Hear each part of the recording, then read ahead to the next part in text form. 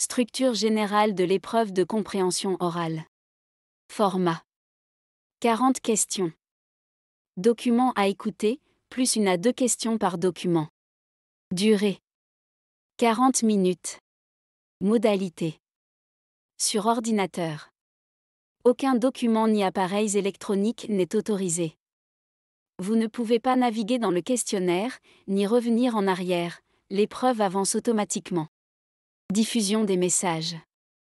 Chaque message est diffusé une seule fois.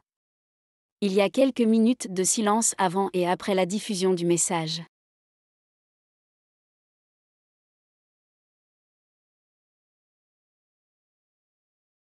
Question 1 à 4. Conversation avec dessin. Vous allez entendre des conversations entre deux personnes. Indiquez à quel dessin correspond chaque conversation. Question 1. Conversation 1. Tu as déjà réfléchi à un cadeau pour l'anniversaire de Thomas? Oui, peut-être un abonnement à un magazine de voyage? Il adore explorer de nouveaux endroits.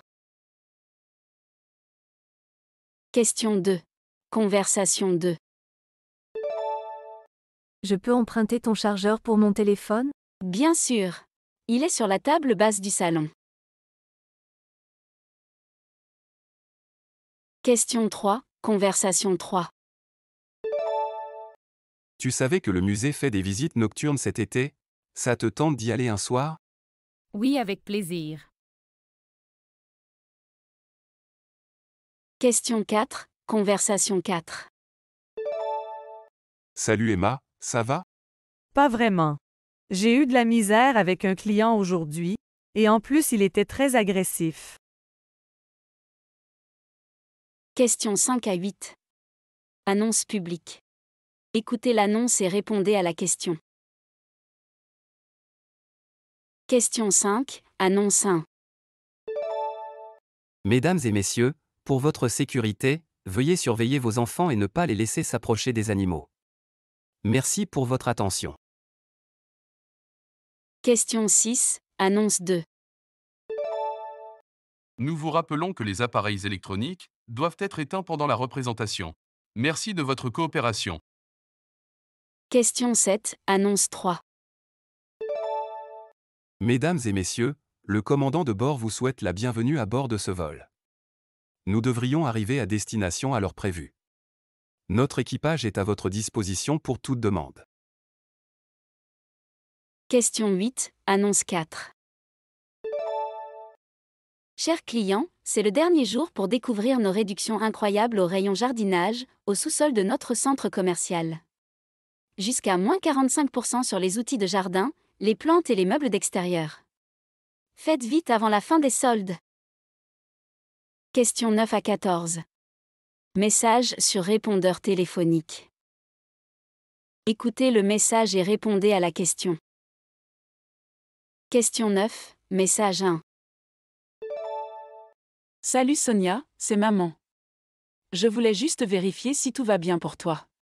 J'espère que ton nouveau poste te plaît. Appelle-moi quand tu pourras, bisous. Question 10. Message 2. Bonjour Clara, j'espère que tu recevras ce message à temps. Malheureusement, je ne pourrai pas assister à la réunion ce soir car j'ai un imprévu. Désolé pour ce contretemps. Question 11. Message 3. Bonjour, c'est Madame Lemoine de la société Technoserve.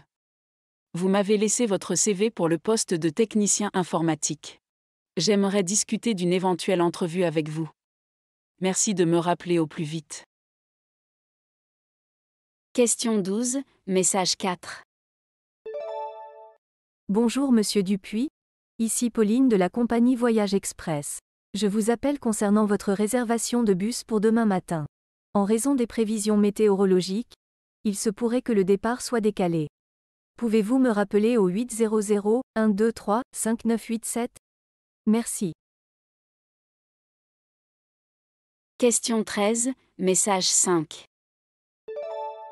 Allô, c'est encore Monsieur Mbaye à propos de la livraison de mon frigo, au 12 rue des Oliviers. Ça fait 2 heures que j'attends, et toujours pas de nouvelles. Merci de me rappeler dès que possible. Question 14, message 6. Oui Sarah, j'ai bien reçu le compte-rendu de la réunion. Envoie une copie à Jessica s'il te plaît. Merci d'avance. Question 15 à 20. Les micro-trottoirs. Micro-trottoir 1. Vous allez entendre 3 personnes répondre à la question suivante. Êtes-vous pour ou contre l'évaluation des médecins par leurs patients? Indiquez si la personne interrogée est tout à fait pour, plutôt favorable, complètement contre, sans opinion.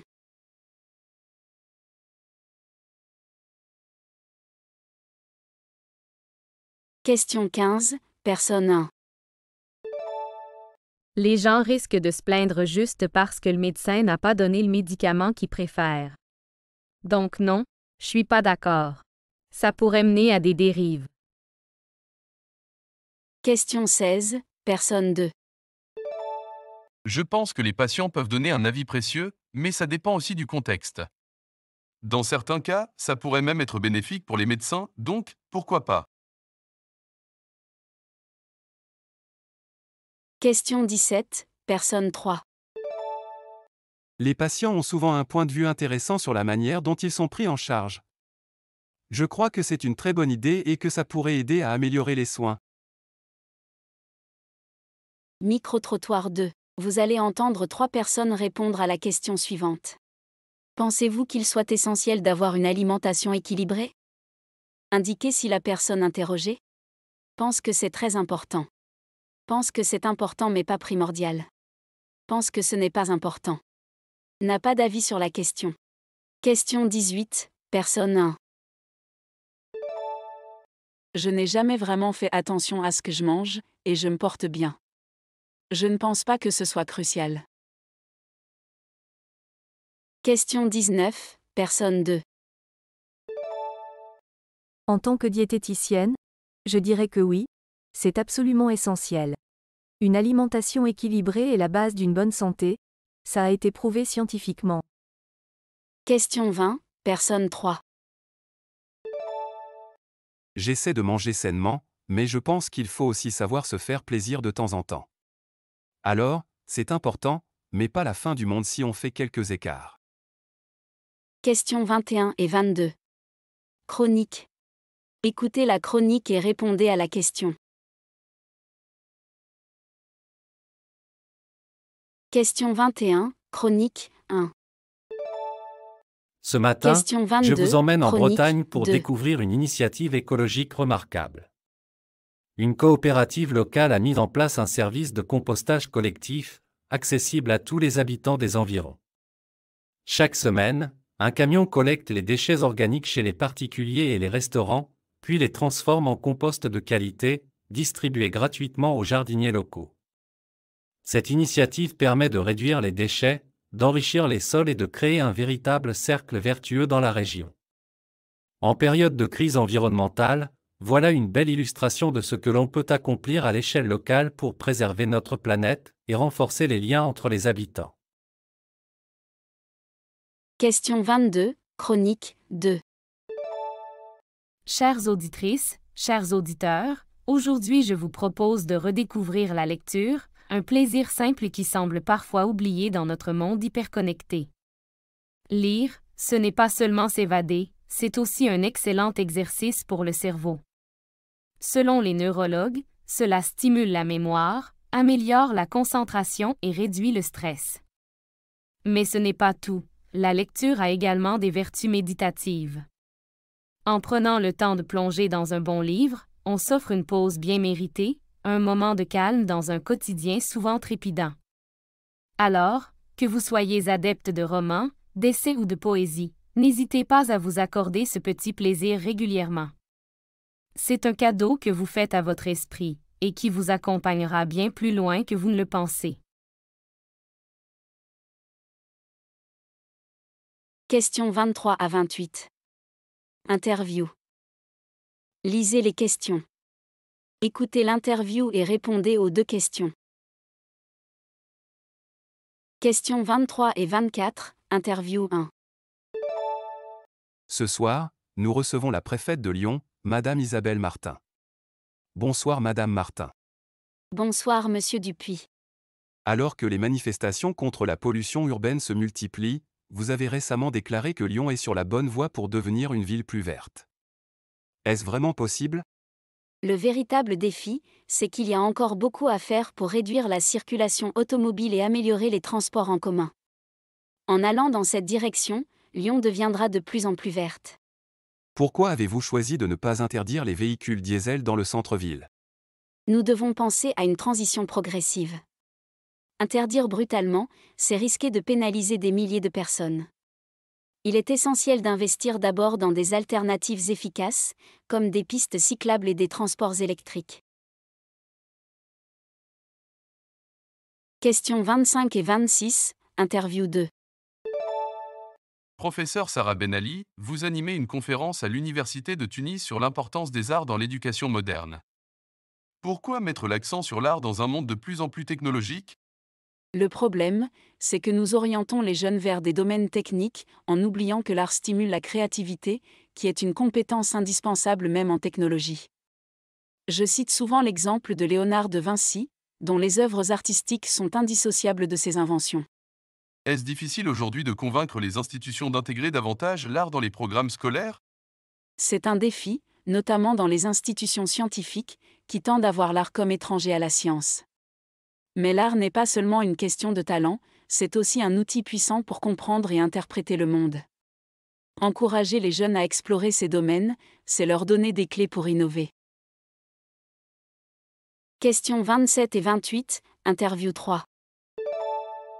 Aujourd'hui, nous recevons Antoine Leclerc, sociologue et spécialiste des questions de sécurité urbaine.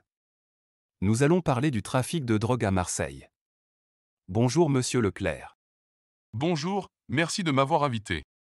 Pourquoi Marseille est-elle particulièrement affectée par ce phénomène ? C'est une ville portuaire au carrefour de l'Europe et de la Méditerranée, ce qui en fait un point stratégique pour le commerce, y compris le commerce illicite. Cette position géographique, combinée à des quartiers où le chômage est élevé et les perspectives économiques sont limitées, crée un environnement propice à l'implantation des réseaux de trafic de drogue. La violence liée à ce trafic semble s'intensifier. À quoi attribuez-vous cette escalade ? La concurrence entre réseaux s'est accrue ces dernières années. De nouveaux acteurs, souvent très jeunes, tentent de se faire une place, ce qui engendre une augmentation de la violence. De plus, l'organisation des réseaux est devenue plus morcelée, avec des petites bandes qui se disputent le contrôle de territoire, ce qui accroît les conflits. Les forces de l'ordre intensifient leurs opérations pour contrer ce phénomène. Est-ce suffisant selon vous ? Les efforts policiers sont essentiels et doivent se poursuivre, mais la répression à elle seule ne résoudra pas tout. Il est crucial d'accompagner ces mesures par des politiques de prévention. Les jeunes doivent avoir des alternatives viables au trafic de drogue pour réellement réduire l'attractivité de ce milieu. Questions 29 et 30. Reportage radio. Écoutez le reportage et répondez aux 2 questions.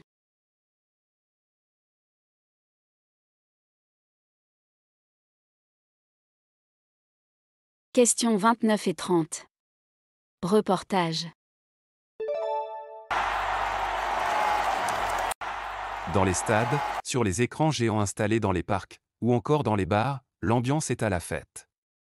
Les performances des athlètes français, qui ont déjà décroché plusieurs médailles, suscitent des vagues d'enthousiasme à travers le pays. Les supporters, vêtus de bleu, blanc, rouge, se rassemblent par milliers pour encourager leurs champions. Pourtant, il y a quelques mois, ce même événement suscitait des inquiétudes chez certains responsables politiques, notamment aux extrêmes de l'échiquier. On parlait alors de dépenses publiques excessives, de risques pour la sécurité et d'une possible fracture sociale. Certains craignaient que ces jeux ne profitent qu'à une élite, laissant de côté les préoccupations des Français les plus modestes. Mais force est de constater que depuis le début des Jeux, le scénario est bien différent. Les dispositifs de sécurité, scrutés de près, se sont révélés efficaces, et les événements se déroulent sans incident majeur. Les coûts, bien que conséquents, sont compensés par les retombées économiques et touristiques considérables. Le public, lui, est au rendez-vous, et les critiques se sont en grande partie tues devant l'évidence du succès populaire. Nadia, expatriée au Canada, a posé un congé à la dernière minute pour rentrer en France et participer à l'effervescence des Jeux. C'est magnifique de voir les Français fiers de leurs athlètes. Tout le monde est joyeux, c'est incroyable. Franchement, c'est génial. J'étais à l'étranger et je suis rentrée à Paris exprès, je ne voulais pas rater ça. En ce mois de juillet 2024, les Jeux Olympiques de Paris ne sont plus seulement une compétition internationale, mais bien un moment de liesse partagé par toute une nation. Un pari réussi, malgré les doutes initiaux. Georges Altis, Paris, Radio Française. Questions 31 à 40. Documents divers. Écoutez le document audio et répondez à la question.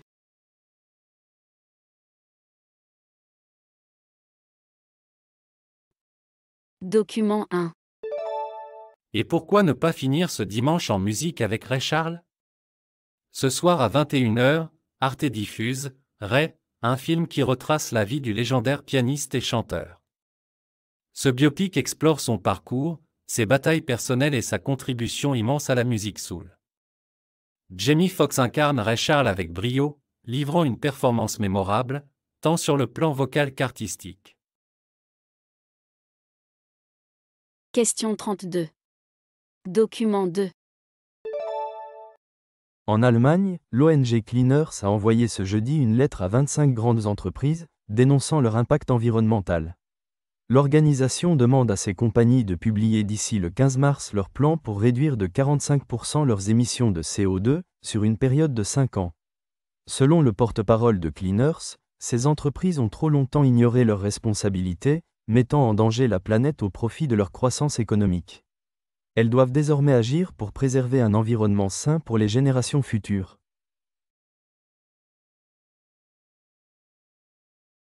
Question 33. Document 3. Bonjour à tous, merci d'être présents ce matin. À l'ordre du jour, nous avons plusieurs points à aborder. D'abord, un retour rapide sur l'email de Marie concernant le partenariat avec Green Tech. Ensuite, nous passerons en revue les chiffres des ventes pour le trimestre en cours, suivi d'un point sur la communication interne. Enfin, Michel nous présentera les dernières mises à jour sur le projet de refonte du site Web. Si vous avez des questions avant de commencer, n'hésitez pas. Question 34. Document 4. Bordeaux a récemment été élue ville la plus verte de France. Cette reconnaissance fait la fierté de la maire, Julie Lefebvre, qui a mis en place un ambitieux plan pour doubler les espaces verts en milieu urbain. Ce projet, bien que coûteux, a permis à la ville de se démarquer, notamment en matière de qualité de vie. À l'approche des élections municipales, tous les candidats s'engagent désormais à poursuivre ces efforts et à aller encore plus loin, pour faire de Bordeaux un modèle de ville durable. Question 35. Document 5. L'exposition Nouvelle Vague explore l'effervescence artistique de la jeunesse urbaine des années 80 à 90. Cette époque est marquée par les influences du hip-hop américain chez les jeunes de banlieue française, en particulier chez ceux issus de l'immigration. Le titre fait écho à la mouvance culturelle de ces décennies, où des artistes comme MC Solar ont utilisé la musique pour exprimer leur identité et leur place dans la société française. Leur travail a été une réponse aux défis de l'intégration et aux discriminations, affirmant que les jeunes issus de l'immigration avaient autant leur place dans le paysage culturel français que quiconque. Question 36. Document 6. La Direction générale des transports a décidé de suspendre temporairement les sanctions liées au retrait des permis de conduire, en attendant la mise en place du permis à points. Cette décision vise à alléger les procédures administratives et à se concentrer sur la prévention des accidents de la route. La suspension des permis entraîne souvent des conséquences disproportionnées, notamment pour les conducteurs professionnels qui risquent de perdre leur emploi pour des infractions mineures. Question 37. Document 7. Afin de promouvoir les produits locaux et soutenir l'agriculture française, la ville de Lyon a inauguré le premier marché express, un concept de restauration rapide où les clients peuvent déguster des plats préparés à partir de produits locaux. Ce projet vise à offrir une alternative aux chaînes de fast-food internationales qui dominent le paysage urbain. Le responsable du marché express explique, nous ne cherchons pas à concurrencer les géants du fast-food. Nos produits sont frais, locaux et issus d'une agriculture raisonnée. Nous souhaitons simplement offrir une option saine et authentique aux habitants de Lyon. Ce modèle pourrait être étendu à d'autres villes françaises dans les mois à venir. Question 38. Document 8. Nous allons nous pencher ce matin sur le rapport de l'Agence nationale de l'énergie concernant la transition vers les énergies renouvelables en France. Le document révèle que, malgré les efforts déployés pour encourager l'installation de panneaux solaires et d'éoliennes, le pays est encore loin d'atteindre ses objectifs. L'un des principaux obstacles est le coût initial des installations qui reste prohibitif pour de nombreuses familles. De plus, la complexité des démarches administratives décourage les particuliers. Pour que la France devienne un leader en matière d'énergie renouvelable, il est essentiel de simplifier l'accès à ces technologies et de réduire leurs coûts pour les ménages.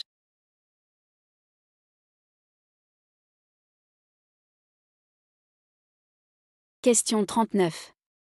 Document 9. Les jeunes Français délaissent-ils la télévision traditionnelle? La question se pose alors que les chiffres montrent une baisse continue de l'audience chez les 18 à 30 ans. Beaucoup préfèrent désormais les plateformes de streaming et les contenus disponibles à la demande. Selon certains analystes, cette désaffection télévisuelle pourrait bouleverser l'industrie médiatique française.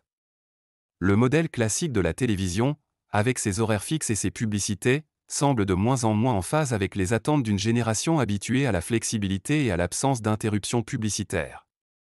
Certains prédisent que si cette tendance se poursuit, les chaînes devront radicalement repenser leur offre pour rester pertinentes. Question 40. Document 10. Imaginez une paire de chaussures de sport annoncée à 200 €, puis soldée à 120 €, pour finir bradée à 70 €. Une réduction impressionnante, mais est-ce vraiment une bonne affaire? Dans certains cas, le produit est de qualité, et la baisse de prix s'explique par un surplus de stock. Cependant, il n'est pas rare que le prix initial soit artificiellement élevé pour simuler une remise importante. Cette pratique, bien que courante, est contraire à la réglementation sur la protection des consommateurs qui stipule que le prix de départ doit être justifié et avoir été appliqué sur une période raisonnable. Le problème pour les acheteurs, c'est de déterminer si le prix de départ était légitime. Les commerçants utilisent souvent cette zone grise pour attirer les clients, mais prouver cette manipulation peut s'avérer compliqué.